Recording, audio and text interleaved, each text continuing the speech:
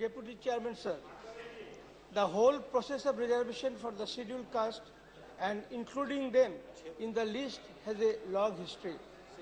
Gandhiji devoted his whole life for the temple entry of so-called untouchables. Our constitution eliminated untouchability from the country. The main drafting was done by Baba Saheb Dr. Ambedkar, who was a champion of SCs. And then, for the first time, the reservation was included or introduced. The bill seeks to amend the Constitution Scheduled Caste Order 1950 and the Constitution Dadra and Nagar Haveli Scheduled Caste Order 1962. It adds new communities to the list of scheduled caste in Haryana, Karnataka, Orissa, and Dadra and Nagar Haveli. It updates the name of Uttaranchal to Uttarakhand in the list. Sir, the socio-economic and caste surveys being conducted by the Ministry of Rural Development and the Ministry of Urban Development must be completed at the earliest so that the government can easily determine which communities should be included or excluded from the list of scheduled caste. This has also been recommended by the Standing Committee.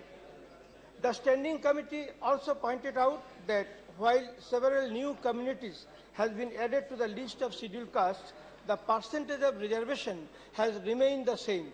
The government must revisit the reservation policy. In this respect, sir, I want to mention that in my state, West Bengal, Chief Minister Mamata Banerjee has started a new scheme called Shiksha Shri, aimed at social and educational upliftment of SC, ST and OBC by providing financial assistance to students of class 6 to class 8.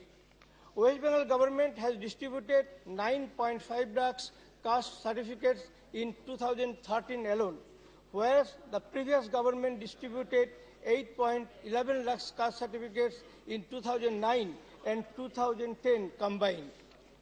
In the last 3 years, Bengal government extended the facility of scholarship to almost 84 lakhs students belonging to SC, ST and other backward classes. Sir, welfare of SC and ST and other backward classes is an affirmative action taken by the West Bengal government to remove the persistent or present and continuing effects of past discrimination on particular segments of the society. I would ask the government to relook the fund allocated for this cause. Thank you, sir.